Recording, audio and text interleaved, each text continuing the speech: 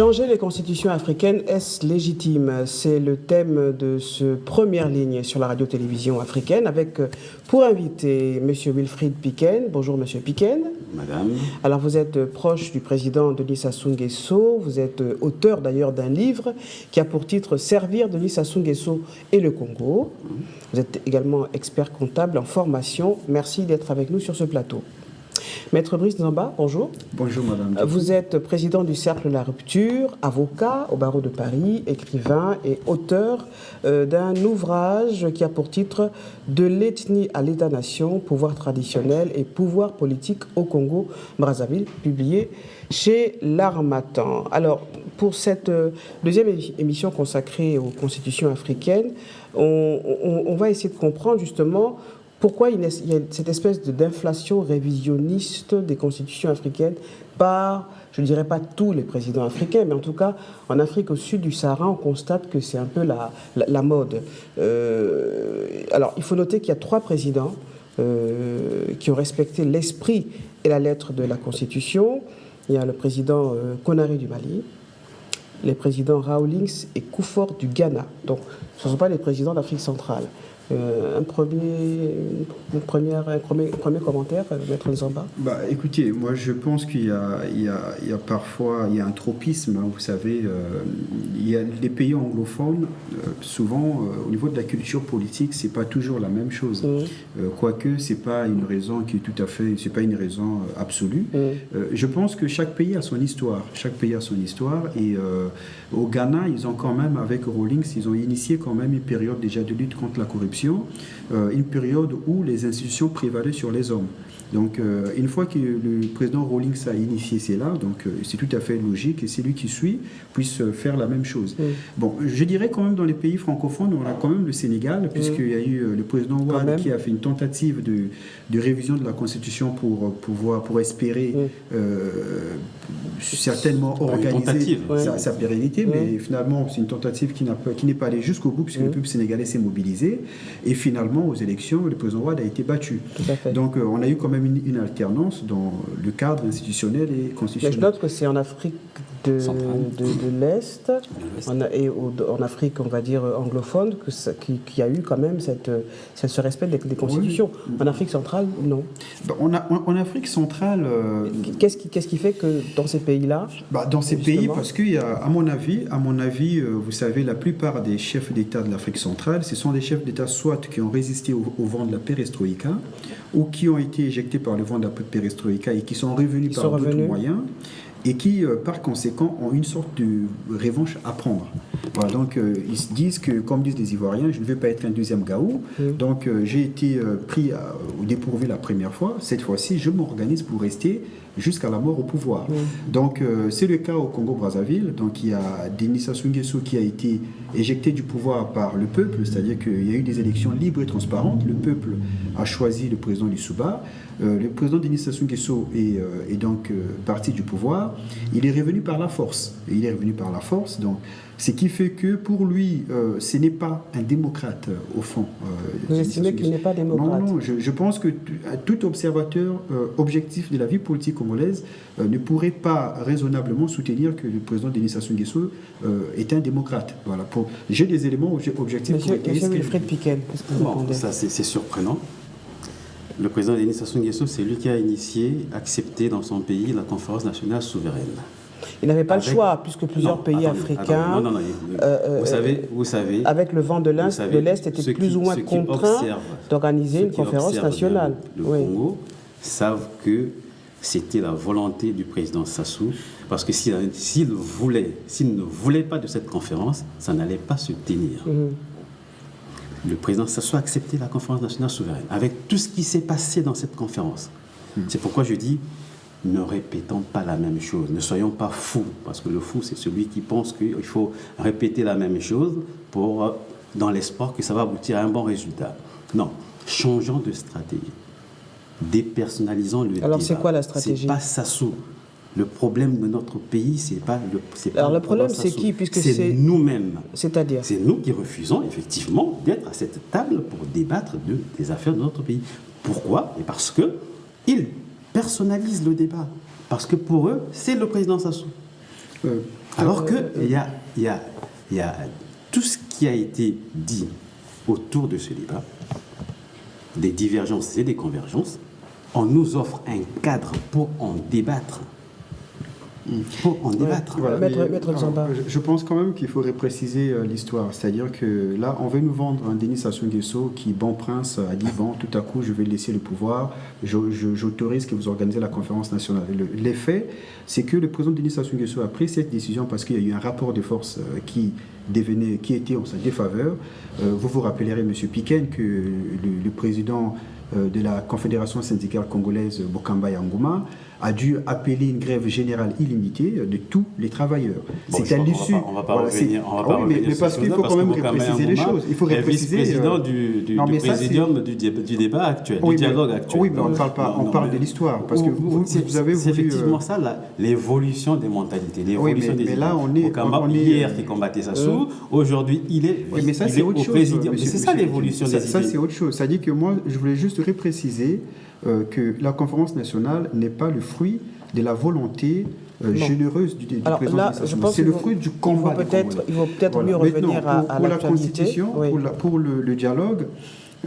Moi, je pense déjà, il n'y a pas besoin d'un dialogue sur la Constitution. Ça, c'est le besoin du PCT. Et la majorité, même au sein de la majorité, tous les partis ne sont pas d'accord avec cette problématique. Normal, c'est la démocratie. Exactement. Alors, moi, je ne comprends pas pourquoi un problème qui intéresse le PCT et quelques associations qui lui sont affiliées et qui n'intéresse pas n'intéresse pas toute l'opposition organisée, devrait s'imposer. Parce que les textes de l'Union africaine sont clairs. Ces textes disent qu'on peut changer la Constitution lorsqu'il y a consensus. C'est ce que les textes disent. Or, au Congo, il n'y a pas de consensus là-dessus. L'opposition, le FROCAD n'est pas d'accord. Est-ce que ce n'est pas ce que veut le président Sassou Nguesso, le consensus? Oui, c'est le président Denis Sassou Nguesso, lui, il faut lui reconnaître que s'il n'est pas né de la dernière pluie. Le président Denis Sassou Nguesso, c'est un fin stratège, il faut lui reconnaître ça. C'est ça. Et donc, c'est quelqu'un. Mais parce que c'est lui. C'est toujours Sassou. Dans tous les mots du pays, c'est Sassou. Bon, alors, vous qui connaissez. Le jour où les Congolais vont arrêter de tout penser, c'est-à-dire de ne pas penser par eux-mêmes, de tout focaliser sur Sassou, on fera un bon pas. Monsieur Piquené, je vais juste vous poser une question, Monsieur Piquené. Parce que nous devons nous servir de Sassou. Pour avancer. Sassou nous malgré lui. Mais pourquoi? Non, mais moi je ne comprends pas, Monsieur Piquené, parce que vous êtes là, je vous vois. C'est-à-dire que tout ce que vous faites, les gestes que vous faites, c'est quand même votre tête qui dirige tout ça. Oui. C'est votre système nerveux, c'est votre tête. Et donc, vous ne pourrez pas me faire comprendre que Denis Sassou Nguesso, qui est quand même la tête du système actuel, qu'il se passerait une chose d'importance dans ce système sans que Sassou, qui en est la tête, ne soit l'auteur. C'est pas raisonnable, ça. C'est le chef de l'État. Donc, vous rejoignez le fait que... Pourquoi se plaindre, en fait? Voilà, puisque c'est lui qui est la tête. C'est normal qu'il soit qu'on parle de lui. Mais justement, il nous donne un cadre. Parlons du dialogue. Mais qui lui a demandé? Est-ce que mais pourquoi voulez-vous interdire au président, au chef de la nation, de réfléchir sur l'avenir de son peuple? Non, mais au moment où on arrive à la fin, Monsieur Piquené, soyons sérieux. C'est curieux. Soyons sérieux. Vouloir changer la Constitution, c'est réfléchir sur l'avenir des Congolais. Mais Sassou n'est pas le seul à vouloir le demander. Oui, mais c'est dans l'intérêt de Sassou, ça quand même, vous le savez, Monsieur Piquené. Je pense qu'il faut quand même revient sur objectif. C'est penser que c'est l'intérêt de Sassou, c'est l'intérêt du peuple. Alors c'est l'intérêt. Attendez, mais Sassou ne va pas. Comment pouvez-vous penser qu'un homme... Quel est l'intérêt du peuple congolais? Homme comme nous. Dites-moi, Monsieur Piquené, puisque allons jusqu'au bout dans votre raisonnement. Supposons que vous ayez raison. Quel est l'intérêt du peuple congolais de changer les institutions? Dites-nous. Mais il y avait un consensus, au-delà même du consensus, pour dire que cette constitution était taillée sur Sassou. Alors l'intérêt, c'est la constitution de Sassou. Donc, tout le monde le dit, tout le monde le sait. Aujourd'hui, on veut changer, on change de veste. C'est une malhonnêteté. Oui, mais hier, on disait que c'était une constitution taillée sur. Oui, mais là, vous faites une critique sur les opposants. Voilà, vous avez raison, vous avez tout à fait le droit de faire cette critique. Mais moi, je veux savoir, monsieur, puisque vous avez dit qu'on ne peut pas interdire à un chef d'État de penser à l'avenir de son peuple. Donc, vous voulez dire par là que changer la Constitution, c'est dans l'intérêt des Congolais. Alors, moi, je vous ai posé la question, je vous la repose. Quel est l'intérêt des Congolais qu'on change la Constitution? Vous savez bien que cette Constitution a des points qui bloquent la démocratie. Quel point, par exemple? Lesquels? Je vais prendre juste deux. Vous savez que l'Assemblée nationale ne peut pas être dissoute. D'accord. Le gouvernement, l'Assemblée ne peut pas censurer le gouvernement. Et vous voyez le comportement des ministres à l'Assemblée quand ils viennent au débat à l'Assemblée nationale. Est-ce que ça, on doit laisser? D'accord. Donc, deuxième chose, tout le monde s'accorde à dire que le président a trop de pouvoir. Tout le monde le dit. Donc vous voulez dire que... Et même dans la majorité, on le reconnaît. Le président, pas Sassou, mais le président de la République congolaise, issu de cette constitution, a trop de pouvoir. D'accord. Mais donc il faut... Et c'était valable. C'était valable pendant un certain temps. C'était valable à la sortie de la guerre pour mettre en place, consolider les acquis de la paix et essayer d'avancer. Mais Monsieur Pikene, donc moi je vous laisse prospérer pour que vous allez jusqu'au bout de votre raisonnement, parce que je sais qu'à la fin vous aurez une impasse. Alors l'impasse, c'est laquelle? C'est que vous nous dites qu'il faut changer la Constitution parce que le gouvernement ne peut pas dissoudre l'Assemblée, l'Assemblée ne peut pas censurer le gouvernement. Premier point. Alors sur ces points, moi je suis étonné parce que précisément la Constitution de 92 prévoyait cela. Alors pourquoi Denis Sassou Nguesso, dès qu'il a pris le pouvoir, il a abrogé unilatéralement cette constitution qui prévoyait ce que vous voulez que ça se passe aujourd'hui? Allons, il faudrait qu'on aille de l'avant. Alors donc vous reconnaissez qu'il y a quand même 92, mais moi je tout parle... ce qu'ils ont fait, parce que si on ouvre cette page, il y aura beaucoup de choses à dire. Monsieur, là n'est pas la question. Non, mais ce n'est pas ça le débat actuel. Ça ne nous concerne pas. Ça c'est leur affaire. Ils ont réglé leurs bêtises. Mais non, mais moi je ne parle pas des ordres, Monsieur Pikene. Moi je parle de la Constitution de 92. Et comme vous le savez, un État, c'est une continuité. Il y a la continuité de l'État. Donc, on ne peut pas faire de la politique ou donner une vue sur un état de politique d'un pays si on ne connaît pas l'histoire. Et vous connaissez l'histoire de notre pays, puisque vous êtes Congolais vous-même. Donc, vous savez que la Constitution de 92 prévoyait des dispositifs que vous dites que ça manque aujourd'hui. Alors, vous savez aussi que c'est Denis Sassou Nguesso qui a abrogé la Constitution qui prévoyait le mécanisme que vous souhaitez aujourd'hui. Alors, est-ce que vous trouvez que c'est cohérent et que ça se tient de façon intellectuelle pour vous? Mais c'était dans quelles circonstances que ça soit abrogé, la Constitution de 92? C'était dans quelles circonstances? Mais c'était après la guerre. Alors, la crise que nous avons connue, le départ du président Lissouba, mais attendez, est-ce que c'était un problème de constitution? La Constitution ne pouvait... Est-ce que, Monsieur Pikene, mais c'était une situation de crise. Est-ce que raisonnablement et intellectuellement, parce que la situation de crise, vous savez, les Romains... Alors, est-ce qu'aujourd'hui, on est dans une situation de crise pour estimer qu'il faille se réunir à Sibiti pour changer la Constitution? Est-ce qu'on doit toujours attendre une crise pour essayer d'avancer? Mais c'est attendez, monsieur.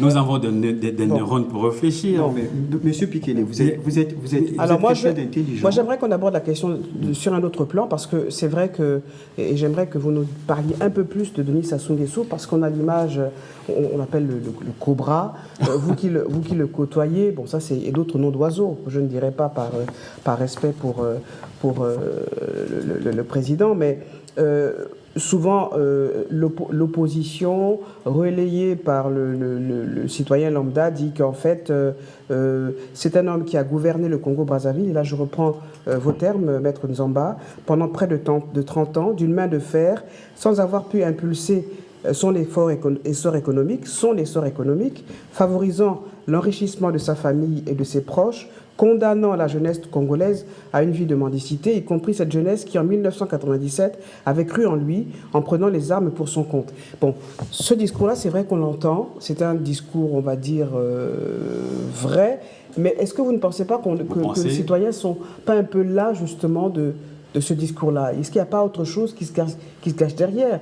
Est-ce que c'est un manque de responsabilité? Est-ce que c'est pas un manque de responsabilité des opposants qui trouvent ces raisons-là pour dire finalement, ôte-toi que je m'y mette et que je puisse aussi profiter du pouvoir. Mais moi, personnellement, moi, je ne suis pas, je ne suis membre d'aucun parti politique. On l'a compris. Voilà.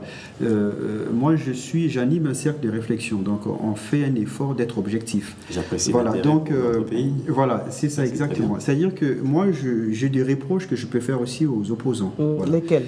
Par exemple, le fait qu'il n'y a pas d'initiative claire, précise, constante, savent juste condamner. Voilà, constante et avec une stratégie claire de changer, en fait, de prendre le pouvoir déjà et changer le pays. Souvent, l'opposition congolaise réagit, c'est-à-dire que c'est le PCT qui marque le tempo et l'opposition réagit.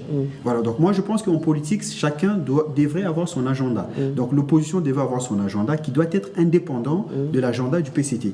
Donc il y a déjà ça. Ça, c'est le premier point, c'est un défaut, à mon avis. Et puis il y a aussi le fait de systématiquement bouder les rencontres comme celle de CBT. Bon. Est-ce que vous pensez que c'est bien que l'opposition, en tout cas non, moi personnellement, l'opposition ne soit pas présente à CBT? Moi personnellement, je pense que c'est une décision pertinente. Et pertinente de ne pas y aller. Pourquoi? Parce que les textes de l'Union africaine sont clairs. C'est-à-dire que pour changer la Constitution, il faut un consensus. D'ailleurs, le président François Hollande l'a rappelé. Voilà. Donc, pour un homme politique qui comprend et qui lit entre les lignes, l'intérêt aujourd'hui, c'est de montrer qu'il n'y a pas de consensus. Voilà. Donc, quand le pouvoir dit on va au dialogue pour changer la Constitution, si l'opposition y va, c'est déjà un signe objectif de consensus. Voilà. Donc le fait que l'opposition n'y aille pas, objectivement, il n'y a pas de consensus. En même temps, c'est ça. C'est tout l'intérêt. En même temps, l'opposition fait du surplace. Non, l'opposition organise un dialogue alternatif pour montrer à la communauté internationale qu'ils ne sont pas d'accord. Bon, ça s'appelle l'anarchie. Monsieur Piquen, alors. Mais non. Monsieur Piquen. Oui, je viens d'apprendre sur ce plateau que l'opposition tient un dialogue parallèle. À ce que je sache, le Congo est un pays organisé, qui a des institutions qui fonctionnent régulièrement. Le dialogue de CBT a été convoqué par un chef d'État élu démocratiquement et régulièrement. Alors, s'il y a des gens qui font certaines choses parallèlement à l'État, c'est de l'anarchie. Demain, on aura un gouvernement en exil. Pourquoi d'anarchie? C'est simplement que les opposants s'expriment dans un État qui se dit démocratique. Exactement. Justement, mais pas dans le même canevas que ce qui a été établi par l'État. Est-ce qu'il y a un texte qui l'interdit, M. Piqueni? C'est pour ça d'ailleurs qu'on n'a pas interdit. Ben voilà. Ils peuvent se rassembler. Mais qu'est-ce que nous voulons, nous? Est-ce que nous voulons qu'il y ait plusieurs sons discordants dans le pays pour aboutir à quel résultat? Quel est le résultat? Le résultat, M. Piquet, c'est qu'il n'y a pas de consensus sur la question de la Constitution. Par conséquent, on s'occupe de ce sur quoi on a un consensus, c'est-à-dire la gouvernance électorale. Mais c'est l'objet du dialogue, je reviens encore là-dessus. C'est l'objet du dialogue. Non, l'objet du dialogue, c'est le changement de Constitution. Ah mais non, s'il y a changement, s'il y a une décision, on ne sait pas ce qui va sortir de CBT. Bon, si une décision sur le changement de la Constitution sortait de CBT, ça ne serait qu'une conséquence de ce dialogue.